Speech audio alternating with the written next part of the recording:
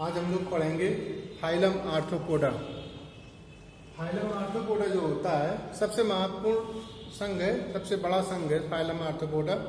इस फाइलम में लगभग 9 लाख जातियां होती हैं। लगभग 90% या 80% से ज़्यादा जातियां फाइलम आर्थ्रोपोडा में होती हैं। आर्थ्रोपोडा सबसे विकसित संघ होता है, इसलिए सब विकसित संघ है क्योंकि इसके जो जंतु होते हैं ये स्थलीय होते हैं, टेरेस्ट्रियल होते हैं, एक्वेटिक होते हैं, जलीय होते हैं, एरियल होते हैं, हवा में उड़ने वाले होते हैं, और ये मनुष्य के लिए बहुत लाभदायक भी होते हैं और हानिकारक भी होते हैं। लाभदायक हम लोग पढ़े हैं, रेशम का कीट पढ़े हैं, मधुमक्खी पढ़े हैं, एपिस इंडिका जिसे हम लोग कहते हैं, रेशम का कीट होता है, लेसिफल लक्का होता है, लाख का कीट होता है। तो ये जो बॉम्बिक्स मुराई इसका नाम होता है, रेशम कीट का जो जंतु वैज्ञानिक नाम है। तो ये जो कुछ जंतु होते हैं बहुत लाभदायक होते हैं और कुछ बहुत हानिकारक होते हैं। अधिकतर जंतु पैरासाइट या परजीवी होते हैं और अनेक प्रकार के रोग फैलाते हैं, जंतु में रोग फैलाते हैं, पौधों में रोग फैलाते हैं। तो जो जंतु ये जो वर्ग होता है आर्थ्रोपोडा सबसे विकसित संघ होता है। विकसित संघ इसलिए होता है क्योंकि इसका जो बॉडी एडेप्शन है या बॉडी का अनुकूलन है या बॉडी की स्ट्रक्चर है इस तरह से है कि हर वायुमंडल में, हर वातावरण में ही अपने आप को एडेप्ट कर लेता है। इसलिए इस संघ में ये सबसे अधिक इस संघ ने विकास किया और लगभग 9 लाख जातियाँ, 9 लाख से अधिक जातियाँ कह सकते हैं, और 15 लाख जातियाँ हैं लगभग, तो 9 लाख जातियाँ इसकी हैं। और सबसे डेवलप संघ जो है ये आर्थ्रोपोडा है। आर्थ्रोपोडा मतलब होता है, आर्थो मतलब होता है ज्वाइंटेड, पोडा मतलब लेग्स, जोड़ीदार पैर। इसकी जो विशेषता होती है आर्थ्रोपोडा की, इसका नाम ही है आर्थ्रोपोडा। आर्थो मतलब ज्वाइंटेड, पोडा मतलब लेग्स, जोड़ीदार जो पैर होते हैं, ये इसकी विशेषता हुई है। इसका जैसे हम लोग एलिडा पढ़े थे कि सेगमेंटेड नीमर पढ़े थे, इसी तरह मोलस्कम पढ़े थे कि उसमें जो है स्लिमी बॉडी होती है, इसके चारों ओर कैल्शियम कार्बोनेट की परत होती है। इसी प्रकार से जो आर्थ्रोपोडा होता है, आर्थ्रोपोडा के अंतर्गत जो जंतु आते हैं उन जंतुओं में जो बाह्य कंकाल होता है, काइटिन का बाह्य कंकाल होता है, और इस बाह्य कंकाल का कारण ये हर परिस्थिति में, हर उसमें वातावरण में अपने आप को सर्वाइव कर लेते हैं। इसलिए ये सबसे अधिक ये फाइलम डेवलप है। और इसका जो अर्थ होता है आर्थ्रोपोडा का ज्वाइंटेड लेग्स, जोड़ीदार पैर। इसकी जो विशेषता ये होती है कि ये भूमि में, वायु में, जल में सब जगह पाए जाते हैं। भूमि में हम लोग देखते हैं कि जैसे भूमि में देख लिया जाए, टेरेस्ट्रियल में जो कांकरोच हो गया, वायु में मक्खी हो गया, मच्छर हो गया, मधुमक्खी हो गया, ये वायु में होते हैं। जल में हो गया प्राण हो गया, क्रैब हो गया, ये जलीय जंतु होते हैं। तो ये हर जगह पाए जाते हैं, मतलब ऑल दी एनवायरनमेंट में, सभी एनवायरनमेंट में ये पाए जाते हैं। They are aquatic, free living in air and in terrestrial environment. तो ये हर जगह पाए जाते हैं, भूमि में, वायु में, जल में पाए जाते हैं। दूसरा क्या है, कुछ सदस्य परजीवी होते हैं, कुछ जो है परजीवी भी होते हैं। कुछ जैसे एनिमल होते हैं अनेक प्रकार के रोग फैलाते हैं। जैसे हम लोग देखते हैं मच्छर हमारे शरीर में रोग फैलाता है, मलेरिया परजीवी का वाहक होता है, एडिस मच्छर होता है, एनाफिलीज मच्छर होता है। तो ये मच्छर जो इसी प्रकार से जो मक्खी होती है, मक्खी हो गया, मच्छर हो गया, जुआ हो गया, खटमल हो गया, पिस्सू हो गया, तो ये जितने जंतु हैं ये सब क्या है, परजीवी फॉर्म में पाए जाते हैं, पैरासिटिक मोड ऑफ। तो कुछ एनिमल होते हैं उनका जो मोड ऑफ न्यूट्रिशन होता है वो पैरासिटिक मोड ऑफ न्यूट्रिशन होता है, परजीवी होते हैं, और वो they depend on another host, दूसरे होस्ट पर ये जो है डिपेंड रहते हैं, जीवित रहते हैं, और वो परजीवी फॉर्म में रहते हैं, परजीवी होते हैं, जिससे ये दूसरे जंतु पर निर्भर रहते हैं, भोजन के लिए उन्हीं पर ये निर्भर रहते हैं। परजीवी हो गए। इनका जो शरीर होता है त्रिस्तरीय द्विपार्श्वसंयुति, ट्रिबुलोलास्टिक होता है। ट्रिबुलोलास्टिक हम लोग पढ़े हैं कि 3 प्राइमरी जर्म लेयर होती हैं, एक्टोडर्म, मेसोडर्म और एंडोडर्म होता है। सिलोमेट होते हैं, सिलोम पाई जाती है, और इसमें जो है 22 लैटरल सिमेट्रिकल होता है, लैटरल सिमेट्रिकल बॉडी होती है, और मेटामेरिटिक सेगमेंटेड होती है। जैसे हम लोग पढ़े थे एलिडा में कि उसमें जो है इंटरनली और एक्सटर्नली सेगमेंट पाए जाते हैं, इस तरह इसमें भी इंटरनली और एक्सटर्नली भी सेगमेंटेड होता है। तो इसे कहते हैं मेटामेरिटिकली सेगमेंटेड होता है। और जो बॉडी सिस्टम होता है, बॉडी डेवलपमेंट जो सिस्टम होता है, वो ऑर्गन टाइप ऑफ बॉडी जो डेवलपमेंट होता है वो ऑर्गन टाइप ऑफ होता है। और जो इनमें सीलोम पाए जाते हैं, सीलोमेट होते हैं, they are triploblastic, bilateral symmetrical, metamerically segmented organ type of body organization. तो इस प्रकार से ये डेवलप जंतु होते हैं और इनमें जो है जो बॉडी होता है सिर वक्ष मुदर्भाग में, हेड में, थोरैक्स में और एब्डोमेन में 3 भागों में बटा होता है। हेड में, थोरैक्स में और एब्डोमेन में 3 भागों में बटा होता है। हिंदी में कहते हैं सिर वक्ष मुदर्भाग में बटा होता है। इनकी जो बॉडी होती है, जो सबसे महत्वपूर्ण चीज है क्यूटिकल का बाहर कंकाल होता है। क्यूटिकल जो एक प्रकार की लेयर होती है, क्यूटिकल जो है या काइटिन का लेयर होती है। तो जो बाह्य कंकाल इसका होता है, तो ये बाह्य कंकाल जो है इसका जो है इससे जो है ये सुरक्षा करता है, इसकी सुरक्षा होती है, एक्सोस्केलेटन कहते हैं।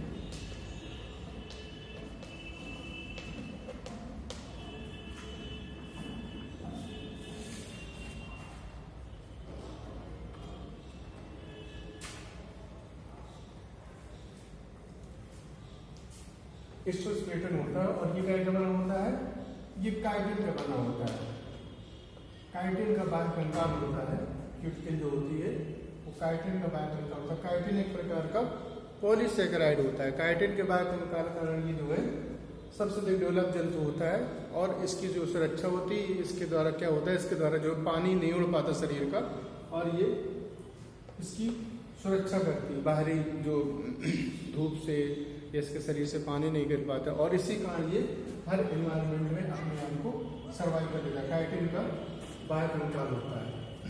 शरीर के प्रत्येक खंड पर जॉइंटेड लेग्स होते हैं, जोड़ीदार पैर होते हैं। हम लोग पढ़े थे कि ऑर्थोपोडा मतलब होता है, आर्थो मतलब जॉइंटेड, पोडा मतलब लेग, 3 जोड़ीदार पैर होते हैं, जॉइंटेड लेग्स होते हैं। ये इसका जो मेन जो कैरेक्टर है, मेन इसका जो लक्षण, जो नेत्र होते हैं कंपाउंड आई होते हैं। कंपाउंड आई जो होते हैं, जो कंपाउंड आई उसे कहते 2 प्रकार नेत्र होते हैं, simple I, compound I. Compound उसी कहते हैं जिसमें जो है एक नेत्र जो है कई नेत्रांशक से या ओमेटिडियम से मिलकर बना, मतलब 2000 ओमेटिडियम होते हैं, वो जो है नेत्र का निर्माण करते हैं। इसे संयुक्त नेत्र कहते हैं। और जिसमें जो चित्र जो है टुकड़ों टुकड़ों में बनता है और वो टुकड़ों जुड़ करके फिर चित्र साफ दिखाई देता है। तो इसमें जो नेत्र होते हैं, जो आई होते हैं, कंपाउंड आई होते हैं। एंटीना जो होते हैं, एंटीना के द्वारा बाहरी संवेदना ग्रहण करते हैं। आगे हम लोग देखते हैं कांकरोच में 2 जो है लंबे लंबे जो तंतु जैसे रचनाएं होती हैं, उसे एंटीना कहते हैं, इससे बाहरी संवेदना ग्रहण करते हैं। माउथ पार्ट्स होते हैं, माउथ पार्ट द्वारा ये भोजन को ग्रहण करते हैं। एंटीना होता है, जैसे मैंडिबल होता है, मैक्सिली होता है, फर्स्ट मैक्सिली होता है, सेकंड मैक्सिली होता है। तो मैंडिबल मैक्सिली इसके द्वारा क्या होती है कि जो है ये भोजन को ग्रहण करते हैं और सब आपस में मिल करके भोजन को, जैसे मैंडिबल काटने का काम करता है, मैक्सिली पकड़े रहता है। तो इसके बाद जो है देह जो होती है, उधर से भरी होती है। इसमें जो ब्लड होता है, ब्लड जो है कलरलेस, इंसेक्ट में ब्लड कलरलेस होता है और इसलिए इसको हीमोलिम्फ कहा जाता है। लेकिन जो इंसेक्ट के अलावा जो जंतु होते हैं उनमें जो है हीमोसाइनिन, जैसे हम लोग पढ़े हीमोग्लोबिन, इस तरह हीमोसाइनिन पिगमेंट होता है। हीमोसाइनिन पिगमेंट क्या करता है, हीमोसाइनिन पिगमेंट में एक प्रकार का रेस्पिरेटरी पिगमेंट होता है। हीमोसाइनिन जो रेस्पिरेटरी पिगमेंट प्रकार का जो रेस्पिरेटरी पिगमेंट उसे कहते हैं, इसके द्वारा ऑक्सीजन का संवहन होता है। तो इंसेक्ट के अलावा जितने आर्थ्रोपोड्स होते हैं सब में हीमोसाइनिन वर्णक होता है। हीमोसाइनिन वर्णक का कारण जो है ये ब्लू कलर का होता है हीमोसाइनिन पिगमेंट, और हीमोसाइनिन वर्णक के कारण जो है ऑक्सीजन का संवहन होता है। लेकिन जो इंसेक्ट में हीमोसाइनिन नहीं होता है, इसलिए जो इनका रुधिर सफेद होता है, ब्लड जो है इनका जो व्हाइट होता है। और जो इनमें जो ब्लड होता है, ब्लड के वो सर्कुलेट क्या करता है, ब्लड सर्कुलेट करता है, न्यूट्रिएंट सर्कुलेट करता है और उस सर्जी पदार्थों का एक्सक्रीटरी मटेरियल सर्कुलेट करता है। ऑक्सीजन का सर्कुलेशन नहीं होता है, इसलिए जो है इसे हीमोलिम्फ कहते हैं, हीमोलिम्फ।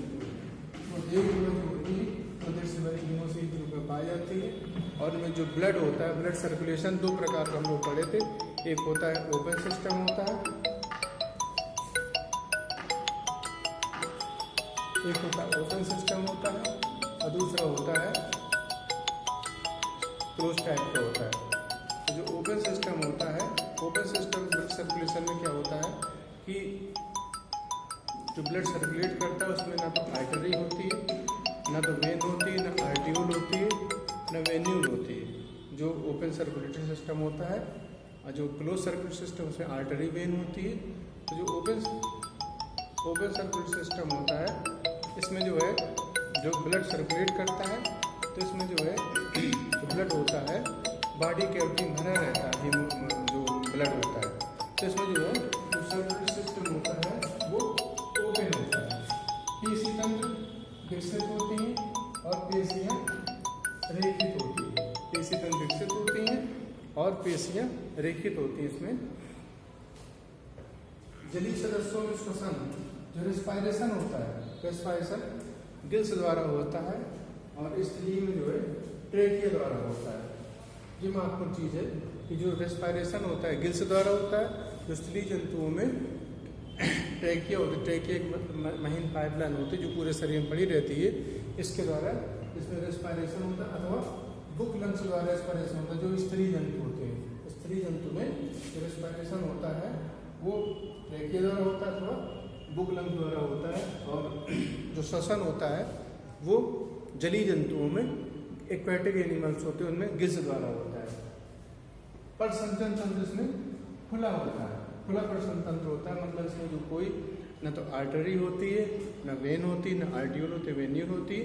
जो ब्लड होता है, जो बॉडी कैविटी होती है, देह हुआ होती है, यह कह सकते हैं कि जो है इसमें जो है जो उसी में जो है ब्लड भरा रहता है। और इस प्रकार का जो ब्लड होता है, ब्लड बताया, ब्लड रंगीन होता है क्योंकि इसमें जो है हीमोसाइनिन वर्णक इंसेक्ट में नहीं पाया, इंसेक्ट पर नहीं पाया, बाकी जितने होते हैं उनमें सब में पाया जाता है। मैलपिघियन ट्यूब्यूल उत्सर्जन जो होता है, मैलपिघियन ट्यूब्यूल द्वारा उत्सर्जन होता है, उत्सर्जी पदार्थ मैलपिघियन ट्यूब्यूल द्वारा उत्सर्जन के आंत में फेंक दिया जाता है और मैलपिघियन ट्यूब्यूल द्वारा उत्सर्जन होता है। जो लैंगिक जनन होता है, सेक्सुअल प्रोडक्शन होता है, और जो यूनिसेक्सुअल होते हैं, मेल फीमेल अलग अलग होते हैं। ओविपरस होता है, मतलब ये अंडे देते हैं, ओविपरस होता है, अंडे देते हैं। इनमें जो डाइजेस्टिव सिस्टम होता है, पाचन तंत्र होता है, वेल डेवलप होता है। एंटीरियर पोर्शन पर एन जो है माउथ होती है, पोस्टीरियर पोर्शन पर एनस होती है। और जो कांक्रोच, जैसे हम लोग पढ़ेंगे आगे, कांक्रोच जो होता है ये आमनीवरस होता है, सर्वाहारी होता है, सब कुछ खा लेता है। इसमें ऐसे एंजाइम होते हैं कि काइटिन को भी बचाने वाले एंजाइम होते हैं, सेलुलोज को बचाने वाले, इसलिए सब कुछ खा सकता है। और जो डाइजेस्टिव सिस्टम होता है वेल डेवलप होता है।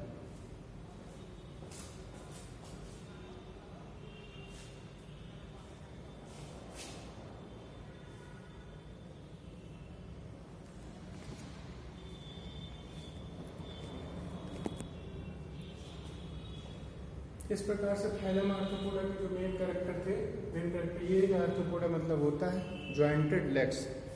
आर्थ्रोपोडा सबसे विकसित फाइलम होता है, इसमें लगभग 9 लाख से अधिक जातियाँ होती हैं और ये सबसे अधिक विकसित जंतु इसलिए है, फाइलम इसलिए है क्योंकि इसमें जो है काइटिन का बाह्य कंकाल होता है जिसके द्वारा ये सभी एनवायरनमेंट में अपने आप को सर्वाइव किया रहता है। जोड़ीदार लेग्स होते हैं, जोड़ीदार पैर होते हैं और ये जो है परजीवी भी होता है और ये टेरेस्ट्रियल होते हैं, एक्वेटिक होते हैं और कुछ जो है हवा में पाए जाते हैं। ये हमारे लिए हानिकारक भी होते हैं, लाभदायक भी होते हैं। हानिकारक में आते हैं जो है जैसे मक्खी हो गया, मच्छर हो गया, जुआ हो गया, पिस्सू हो गया, ये हानिकारक होते हैं। लाभदायक में आ गया हनी भी आ गया, मधुमक्खी आ गया, लाख का कीड़ा आ गया, रेशम का कीड़ा आ गया, ये हमारे लिए लाभदायक होते हैं। तो इस प्रकार से इसका जो है इकोनॉमिक इम्पोर्टेंस अगर देखा जाए तो दोनों प्रकार का है, लाभदायक भी है और हानिकारक भी है। और ये जो एनिमल होते हैं ये लगभग हर जगह पाए जाते हैं, हवा में पाए जाते हैं, मिट्टी में, ज़मीन में पाए जाते हैं, टेरेस्ट्रियल होते हैं, एक्वेटिक होते हैं, फ्री एयर में पाए जाते हैं, एरियल होते हैं, हवा में पाए जाते हैं और हर जगह ये पाए जाते हैं। और ये सबसे अधिक डेवलप फाइलम है क्योंकि इसमें जो है इसका जो बॉडी स्ट्रक्चर होता है इस तरह होता है कि हर एनवायरनमेंट में अपने आप को ये एडप्ट कर लेता है।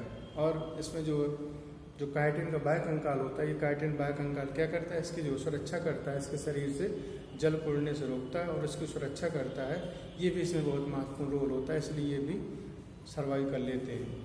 जो पढ़ा रहे हैं तो जो ये एनवायरनमेंट होता है, पढ़ा रहे मंदिर माना 5 मिनट वगैरह, तो जो ये इनमें लैंगिक जनन होता है, लैंगिक जनन एक लिंगी होते, ओविपरस होते, मैलपिघियन ट्यूब्यूल द्वारा उत्सर्जन होता है, प्रजनन तंत्र खुला होता है, मेटामेरियल सेगमेंटेड होते हैं, टेस्टरी होते हैं, जो पार्श्व होते हैं, कुछ परजीवी होते हैं, और इसमें जो सबसे महत्वपूर्ण चीज़ ये है, इसमें जो है संयुक्त नेत्र होते हैं और तंत्रिका तंत्र डेवलप होता है। इसके बाद हम लोग कल पढ़ेंगे आर्थ्रोपोडा का वर्गीकरण।